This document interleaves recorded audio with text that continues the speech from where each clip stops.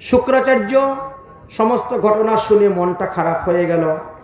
তিনি বললেন, হে বিষপর্ব রাজা, তুমি তোমার রাজধানী নিয়ে থাকো, আমি আমার মেয়েকে নিয়ে চললাম। যেখানে ব্রাহ্মণের অবমাননা, ব্রাহ্মণ কন্যার অবমাননা, সেখানে থাকা যায় না। বিষপর্ব চিন্তা করলেন, শুক্রাচার্য যদি আমার রাজ্য থেকে চলে যান, তাহলে দেবতারা এসে যুদ্ধ করে আমাকে মেরে সবকিছু নিয়ে চলে যাবে। এই জন্য বিষপর্ব রাজা শুক্রাচার্যের চরণে পড়ে গেলেন, অনুনয় বিনয় করলেন, গুরুদেব আপনি যা চাইবেন তা আমি দিব, তথাপিও আপনি ত্যাগ করে যাবেন না, আমাকে ত্যাগ করে দিবেন না, আপনি যাহা বলবেন তাই আমি পালন করব। তখন শুক্রাচার্য বললেন, আমার কাছে তো কোনো অপরাধ নয়, অপরাধ করেছে আমার মেয়ের কাছে, অতএব আমার মেয়ে যাতে সন্তুষ্ট হয় তা বিধান করো। বিষপর্ব রাজা তখন দেবযানীর চরণে পড়লেন, ওমা তুমি যে শাস্তি দিবে সেই শাস্তি আমি মাথা পেতে নিতে রাজি, তথাপিও তুমি আমার রাজ্য ছেড়ে যেও না, তোমার বাবা আমার রাজ্য ছেড়ে যেন না যায়। তখন দেবযানী বললেন, তাহলে তোমার মেয়ে সৌমিষ্ঠাকে সারা জীবন আমার দাসত্বগিরি করতে হবে। তোমার মেয়ে সৌমিষ্ঠাকে সারা জীবন আমার দাসত্বগিরি করতে হবে, তবে আমি থাকবো। আমার যেখানে বিয়ে হবে সেখানেও তাকে যেতে হবে, ওখানে যে দাসত্বগিরি করতে হবে। যদি এই শর্ত মানো তাহলে আমি আর আমার বাবা আরো কিছুদিন তোমাদের রাজ্যে থাকবো।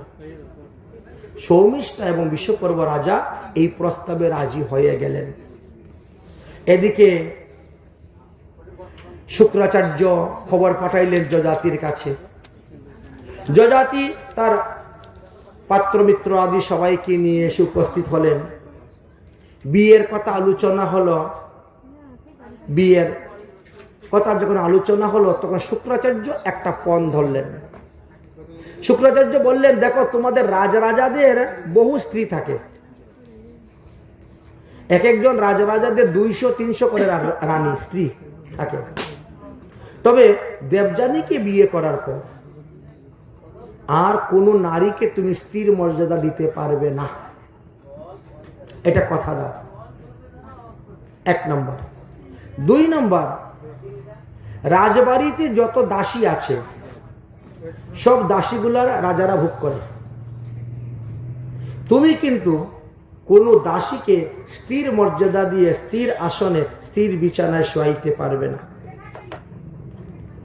ঠিক আছে, তাই হবে। এই 2টা প্রতিজ্ঞাবদ্ধ হওয়ার পরে দেবযানীর সঙ্গে যজাতি রাজার বিবাহ হলো। বিয়ের কিছুদিন পরে, এখন সৌমিষ্ঠাও গিয়েছে ওখানে, বিয়ের কিছুদিন পরে সৌমিষ্ঠা ঋতুবতী হয়েছে। ঋতুবতী হওয়ার পরে তার মনের মধ্যে রাজার সঙ্গে মিলনের বাসনা জেগেছে। একদিন রাজা বন ভ্রমণ করতেছেন, এমন সময় গিয়ে রাজার পায়ের মধ্যে লম্বা হয়ে পড়েছে যে এই জীবনে তো আমি কোনো পুরুষ বিয়ে করতে পারবো না, কারো ঘরও করতে পারবো না, সারা জীবন আমাকে দেবযানীর দাসত্বগিরি করতে হবে। আচ্ছা, দেবযানী হলো আমার ঈশ্বর, আর আমার ঈশ্বরের ঈশ্বর হলেন আপনি, তাহলে আপনি আমার ঈশ্বর, কেউ জানতে পারবে না, অতি গোপনে আপনি আমাকে একটা সন্তান দান করেন। আমি কথা দিলাম, এই কথা কোনোদিন আমি প্রকাশ করব না, কোনোদিন কারো কাছে আমি বলবো না, আমাকে একটি সন্তান দান করুন। এমনভাবে রাজার পায়ের মধ্যে পড়েছেন। রাজা তখন বিপদে পড়েছেন, কারণ শাস্ত্রে আছে, কোন নারী যদি স্বেচ্ছায় ইচ্ছাকৃত ভাবে কোন পুরুষের কাছে এসে সন্তান কামনা করে আর তাকে যদি গর্ভদান না দেওয়া হয়, তাহলে এতেও পাপ আছে, এতেও নরকে যেতে হয়। এই জন্য রাজা যজাতি অতি গোপনে তাকে গর্ভদান দিয়ে দিয়েছেন। গর্ভদান দেওয়ার পরে তার একটি পুত্র সন্তান হয়েছে, নাম হলো দ্রুহ। দেবযানী বলছে, কি ব্যাপার, এই তোর তো বিয়েই হয় নাই, তোর ছেলে হলো কোথার থেকে রে? আমার বিয়ে হয়েছে কিন্তু এখনো আমি ছেলে পেলাম না, সন্তান পেলাম না, আর তুই আমার দাসী, তোর বিয়ে হয় নাই, তুই ছেলে পেলে কোথার থেকে? অসতী গালাগালি শুরু করেছে। কোথার থেকে পেলি বল, কে তোকে দিয়েছে? বলি, এক সাধু বাবা আসছিল, একজন সাধু বাবা তীর্থ ভ্রমণ করতে করতে ওই রাস্তা দিয়ে যাচ্ছিল। আমি তখন সাধু বাবাকে চরণে পরে কান্নাকাটি করে চেয়েছিলাম, ওই সাধু বাবা দিয়ে গেছে, ওই হলো সেই সন্তান। মিথ্যা কথা কিন্তু বলে কথাটাকে ধামাচাপা দিয়ে রাজার উপর কিন্তু বদনাম দিতে গেল না। ঠিক আছে। তারপরে দেবযানীর ঘরে একটা সন্তান হলো। দেবযানী তার ছেলের নাম রাখলেন যদু, যজাতি থেকে যদু। আচ্ছা, আর সৌমিষ্ঠা কি রাখলো? দ্রুহ। দোয়া কিন্তু ঠিক আছে, এদিকে দ্রুহ নাম রাখলেন। কিছুদিন পরে দেখা যায় সৌমিষ্ঠা আরেকটি সন্তান হয়ে গেছে। তুই এইটা আবার কোথায় পেলে রে? বলে আরেক সাধু আসছিল। সাধুরা তো দয়ার সাগর, চাইলেই পাওয়া যায় সাধুদের কাছে। আচ্ছা ঠিক আছে। এদিকে যজাতির ঘরে আবার সন্তান হলো একটা, নাম হলো তুর্বসু। কিছুদিন পরে দেখা যায় সৌমিষ্ঠার আরেকটা ছেলে হয়ে গেছে, নাম পুরু। তুই এইটা কোথায় পেলে? বলে ওই সাধু আসছিল। কত সাধু যায় তীর্থ ভ্রমণ করতে করতে, সাধুদের কাছে বললে সাধুরা কৃপা করেন, ওই সন্তান হচ্ছে। আচ্ছা ঠিক আছে। তাহলে সৌমিষ্ঠা বিয়ে না করেও 3 সন্তানের মা, আর যজাতি দেবযানী বিয়ে করে স্বামীর ঘর করে 2 সন্তানের মা। একদিন রাজা যজাতি, সৌমিষ্ঠা, দেবযানী আর ও 2 পুত্র যদু আর তুর্বসু একসঙ্গে তারা বনভ্রমণ করতেছে, ঘুরতেছে। আর এমন সময় সৌমিষ্ঠার 3 পুত্র এসে গেছে। বাবা বাবা বাবা বলে দৌড়ে এসে রাজাকে জড়িয়ে ধরেছে। দেবযানী বলে কি ব্যাপার? এই সৌমিষ্ঠার ছেলেরা তোমাকে বাবা ডাকে কেন? বলে কেন, রাজা তো সবারই বাবা। এই দেশের যিনি রাজা তার পুত্র হলাম আমরা। এই জন্য রাজা মারা গেলে পরেও একদিন আমাদেরকে অসুস পালন করতে হয়, একদিন অসুস পালন করতে হয়। কারণ রাজার অন্ন খেয়ে আমরা বেঁচে আছি। যার অন্ন খাওয়া হয় তিনি হলো পালিত পিতা। কেউ যদি আপনার বাড়িতে প্রতি মাসে মাসে 50 কেজি করে চাউল পাঠায়, তো আপনার পরিবারের সবাই এই চাল খেয়ে বেঁচে আছেন। তাহলে আপনার ঘরে যদি 2টা 4টা 5টা সন্তান হয়, ওই সন্তানের পিতা তখন উনি হয়ে যাবেন, উনার চাল খেয়ে বেঁচে আছে। উনি যখন মারা যাবে তখন তোমাকে অসুস পালন করতে হবে। এটি গরুর পুরাণে দেওয়া আছে, বরাহ পুরাণে দেওয়া আছে। যার অন্ন খাওয়া গ্রহণ করা হয় সে পিতার সমতুল্য। তো রাজা তো সকলেরই পিতা, রাজাকে প্রজারা পিতা ডাকতে পারে, এতে দোষ নেই। না, সত্যি কথা বলো, এই বল তোদের বাবাকে। বলছে উনি আমাদের বাবা। এই তো এবার সৌমিষ্ঠাকে গিয়ে ধরেছে, এই সৌমিষ্ঠা সত্যি করে বল এই 3 পুত্র কার? তখন বলছে রাজারই তো পুত্র। আর কত মিথ্যা কথা বলবে, কত। তখন দেবযানী রেগে গেলেন। দেবযানী বলছে, বারে তুমি আমারে বিয়ে করে দিলে আমাকে 2 সন্তান, আর আমার দাসীরে দিলে 3 সন্তান। দাঁড়াও তোমারে মজা দেখাচ্ছি। হ্যাঁ, বিয়ের সময় কি কথা ছিল আর তুমি এখন কি করেছ? একেবারে রেগে গিয়ে শুক্রাচার্যকে বলে দিয়েছেন, বাবা তোমাদের জামাতা এই রকম ভাবে বিশ্বাসঘাতকতা করেছে আমাদের সঙ্গে। এখন শুক্রাচার্যেরও রাগ হয়ে গেছে। তিনি তখন হাত তুলে জল নিয়ে রাজাকে অভিসম্পাদ দিয়ে দিয়েছেন। যজাতিকে কি অভিসম্পাদ দিয়েছেন? তুমি জরাগ্রস্ত হয়ে যাও। অভিসম্পাদের সঙ্গে সঙ্গে যৌবন অবস্থায় রাজা একেবারে বৃদ্ধ হয়ে গেছে। হাতের চামড়াগুলা খুসখুস হয়ে গেছে, চৌকে কম দেখে, দাঁত সব পড়ে গেছে, মাথার চুল পেকে গেছে, লাঠি ছাড়া হাঁটতে পারে না, খাইলে কোনো কিছু হজম হয় না, একেবারে জরা বিয়া দিয়ে সে ধরেছে।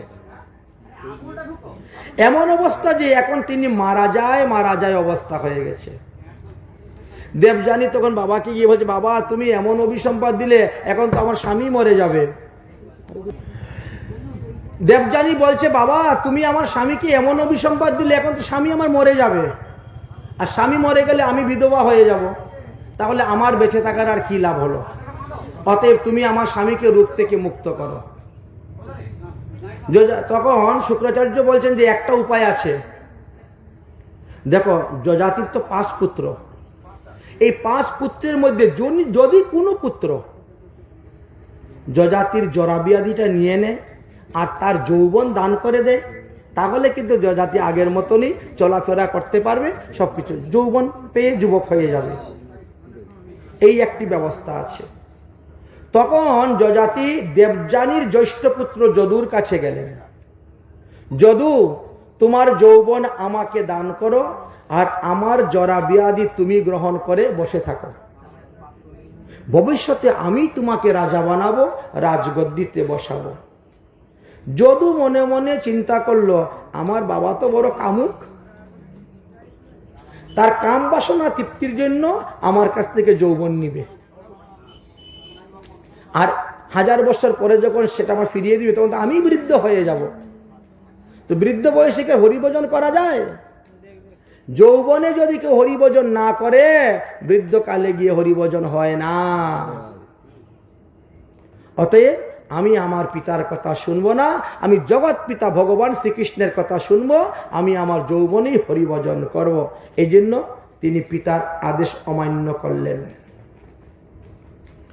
পিতার আদেশ অমান্য করলেন, বাবা আমি তোমার আদেশ মানতে পারবো না, তোমার জরা ব্যাধি আমি নিতে পারবো না, আর আমার যৌবনও তোমাকে দিতে পারবো না। পরম পিতা শ্রীকৃষ্ণের আদেশ অনুসারে আমি তাহার ভজন করব, সুতরাং আপনার জরা আমি গ্রহণ করব না। এই কথা শুনে যজাতি বড় রেগে গেলেন। যজাতি তখন যদুকে অভিসম্পাদ দিয়ে দিলেন, জ্যৈষ্ঠ পুত্র হইয়া তুমি কুপুত্র হইলে, অতএব তোমার বংশের কেউ কোনোদিন রাজা হতে পারবে না, রাজগদ্দিতে বসতে পারবে না। যদু বংশে যত লোক জন্মগ্রহণ করবে কেউ কখনো রাজগদ্দিতে বসতে পারবে না। এই জন্য ভগবান শ্রীকৃষ্ণ রাজগদ্দিতে বসেন নাই। রাজগদ্দিতে কাকে বসিয়েছিলেন? উগ্রসেনকে। ওই যদু বংশে জন্ম নিয়েছিলেন বলে। দেখেন কথাগুলো কিভাবে আসে। এবার দেবযানীর দ্বিতীয় পুত্র তুর্বশুকে গিয়ে বললেন, বাবা আমার ব্যাধিটা তুমি গ্রহণ করো আর তোমার যৌবনটা আমাকে দাও। সেও তখন বলছে, না আমি গ্রহণ করব না। যজাতি তখন তুর্বশুকে অভিসম্পাদ দিলেন, পুত্র হইয়া পিতার বাক্য করো অনাদর, সেই পাপে ম্লেচ্ছ দেশে হইবে দণ্ডধর। যে দেশের কোনো ধর্ম কর্ম বিচার নাই, খাওয়া দাওয়ার কোনো বিচার নাই, ওই সমস্ত দেশে গিয়ে তুমি রাজদণ্ড করবে, রাজকার্য করবে। ম্লেচ্ছ দেশ। তব বংশে যতক হইবে পুত্রবান, মূর্খ হইয়া করিবে অবৈক্য ভক্ষণ। তোমার বংশে যত লোক জন্মগ্রহণ করবে তাদের খাওয়া দাওয়ার কোনো বিচার থাকবে না, যা পাবে তাই খাবে, অবৈক্য ভক্ষণ করবে। যাহা আমাদের সনাতন ধর্মে নিষিদ্ধ আছে সেইগুলোই খাবে, আর ওই ম্লেচ্ছদের সঙ্গে থাকবে। ম্লেচ্ছ মানে জবন, মুসলমান। উঠা বসা, খাওয়া দাওয়া, চলাফেরা করে অভিসম্পাদ দিলেন। তারপরে যজাতি সৌমিষ্ঠার বড় পুত্র দ্রুহকে গিয়ে বললেন, তুমি তোমার যৌবন আমাকে দাও, আমার জরা তুমি নাও। সেও তখন রাজি হলো না, অস্বীকার করল। যজাতি তখন তাকে অভিসম্পাদ দিলেন, যেই দেশে চারিবর্ণ কোনো ভেদাভেদ নাই, তুমি সেই দেশে রাজা হবে এবং তুমি সেইখানে অবস্থান করবে। তারপরে সৌমিষ্ঠার দ্বিতীয় পুত্র অনুর কাছে গিয়ে বললেন, তুমি তোমার যৌবন আমাকে দাও এবং আমার জরা তুমি নাও। সে তখন রাজি হলো না। তিনি বললেন, বাবা জরাসম দুঃখ নাই জগৎ সংসারে, সদাই অশুদ্ধ দেহ থাকে অনাচারে। কোনো কিছু খাইলে তাহা হজম নাহি হয়, জরা দেহ দেখলে স্ত্রীলোক পরিহাস করয়। অতএব আমি আপনার জরা গ্রহণ করব না। যযাতি তখন রেগে গেলেন, লেগে গিয়ে অভিসম্পাদ দিলেন, জরার যতক দোষ কহিলে আপনে, সেই সব দোষ তুমি ভুঞ্জিবে ক্ষণে ক্ষণে। তোমার ঔরসে পুত্র যতক হইবে, যৌবন কালিতে তারা সবাই মরিবে। অর্থাৎ 15 বছর, 16 বছর, 20 বছরই মারা যাবে ওই বংশে যত ছেলে জন্মগ্রহণ করবে। অভিসম্পাদ। এইবার গেলেন একেবারে ছোট ছেলের কাছে। তাহলে পুত্র 3 রকম হয়, এক হলো উত্তম পুত্র, এক হলো মধ্যম পুত্র, আর এক হলো অদম পুত্র। যিনি উত্তম পুত্র তিনি পিতার মনোগত ভাব বুঝিতে পারিয়া কার্য করেন। যিনি মধ্যম পুত্র তিনি পিতা বলা মাত্রই কার্য করেন। আর যিনি অদম পুত্র তিনি পিতার আজ্ঞাকে অশ্রদ্ধার সহিত পালন করিয়া থাকেন। আর একেবারে নিকৃষ্ট পুত্রকে পিতা আদেশ করলেও যে পালন করে না। তাই বললেন তোরা আমার নিকৃষ্ট পুত্র। সব শেষ পুত্রের কাছে গেলেন যজাতি, সৌমিষ্ঠার শেষ পুত্র পুরুর কাছে। পুরু তখন রাজি হয়ে গেল, আর দেখলো ওরা সবাই অভিসম্পাদ প্রাপ্ত হচ্ছে, তখন সে রাজি হয়ে গেল। রাজি হয়ে তার যৌবন দিয়ে দিল তার বাবাকে, আর বাবার জরা বিয়াদি নিয়ে তিনি বসে থাকলেন। কতদিন? 1000 বৎসর। পুত্রের যৌবন পেয়ে 1000 বৎসর তিনি কামনা ভোগ করলেন, তৃপ্তি করলেন। কিন্তু ভোগের দ্বারা কখনো ভোগ তৃপ্তি হয় না, কামনা বাসনা তৃপ্তি হয় না, ত্যাগের দ্বারাই হয়ে থাকে। তাই শেষে তিনি যজাতি বুঝতে পারলেন 1000 বৎসর সংসার ভোগ করার পরে তারপরে তিনি পুত্রকে তিনার যৌবন ফিরিয়ে দিলেন, আর তিনার জরা তিনি নিজে গ্রহণ করেছিলেন। নজাতু কামা কামানো উপভোগে নাম। কাম ভোগের দ্বারা কখনো কাম তৃপ্তি হয় না, তাকে ত্যাগ করা যায় না, তাই ত্যাগের দ্বারা শান্তি হয়। যাই হোক, সেই বংশেতে জন্মগ্রহণ করলেন ক্রম অনুসারে পুরু। আচ্ছা, পুরু বংশ। পুরু বংশতে রাজা দুষ্মন্ত আসলেন। দুষ্মন্ত বনে শিকার করতে গিয়ে শকুন্তলার সঙ্গে দেখা হলো, শকুন্তলাকে বিবাহ করলেন। শকুন্তলাকে বিবাহ করার পরে শকুন্তলার গর্ভে এক সন্তান জন্মগ্রহণ করলো, তার নামও ছিল পুরু, তার নাম ছিল ভরত। শকুন্তলার পুত্র ভরত, তিনিও বড় তেজস্বী ছিলেন। যাই হোক, এই শকুন্তলার পুত্র ভরত তিনি 133টি যজ্ঞ করেছিলেন এবং 1,30,84,000 গাভী দান করেছিলেন তিনি তিনার জীবনে। এইভাবে ভরত বংশেতে রন্তিদেবের কথা এসেছিল। রন্তিদেব এমন এক ভক্ত ছিলেন, তিনি রাজা হওয়া সত্ত্বেও রাজবাড়ির কোনো কিছু তিনি খেতেন না। অযাচিত ভাবে যদি কেউ এনে কিছু দিত সেটা তিনি খেতেন।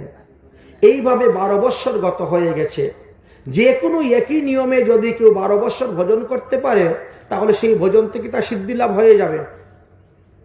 ভগবান তাকে পরীক্ষা করার জন্য একবার 45 দিন তাকে কোনো আহার দেন নাই। 45 দিন, 45 দিন সে অনাহারে ছিল। 45 দিন পরে একজন লোক এসে কতগুলা চাল, ডাল, দুধ, সবজি, ফল দিয়েছে। সেইগুলা রান্না করেছেন, রান্না করে ভোগ লাগিয়েছেন। ভোগ লাগিয়ে যখন প্রসাদ পাবেন তখন একজন অতিথি এসে উপস্থিত। সঙ্গে সঙ্গে ওখান থেকে অর্ধেকটা অতিথিকে দিয়ে দিলেন আর অর্ধেকটা নিজের জন্য রাখলেন। অতিথি খেয়ে সবাই চলে গেছে, উনি খেতে বসবেন, এমন সময় এক শূদ্র এসে উপস্থিত। ওখান থেকে আবার অর্ধেক ভাগ করে ওই শূদ্রকে দিয়ে দিলেন আর বাকিটা তিনি রাখলেন, খাবেন। শূদ্র খেয়ে চলে গেছে, তারপরে আবার খেতে বসবেন, এক বেচারা কয়েকটা কুকুর নিয়ে চলে এসেছে। আমি উপবাস, আমার কুকুর উপবাস। হে রাজন, এখন যদি অন্ন জল না পাই তাহলে মারা যাব। রাজা কি করলেন? অবশিষ্ট ওটাও দিয়ে দিলেন, নে বাবা যা, তোরাই খেয়ে বেঁচে থাক, 45 দিন তো হয়ে গেছে, মরি নাই, তাহলে মরবো না। তো এইভাবে ওই কুকুর আসলো আর ওই ব্যক্তি, চণ্ডাল ব্যক্তি আসলো, সব খেয়ে চলে গেছে। এই তারপরে ভগবান আসলেন। ভগবান এসে বললেন, আমি এই 3 বার 3 রূপ ধারণ করে এসেছি রাজা তোমাকে পরীক্ষা করার জন্য।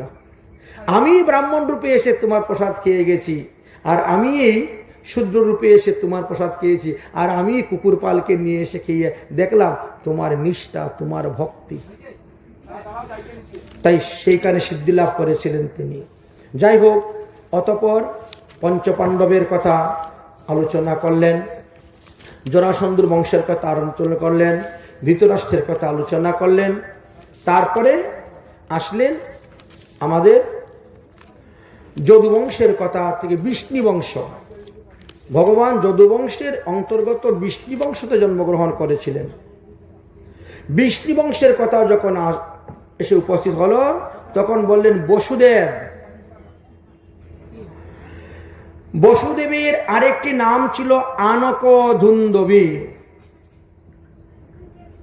বসুদেব তারা 10টি ভাই ছিল। দেবকীরা 5 বোন ছিলেন আর 9 ভাই ছিল।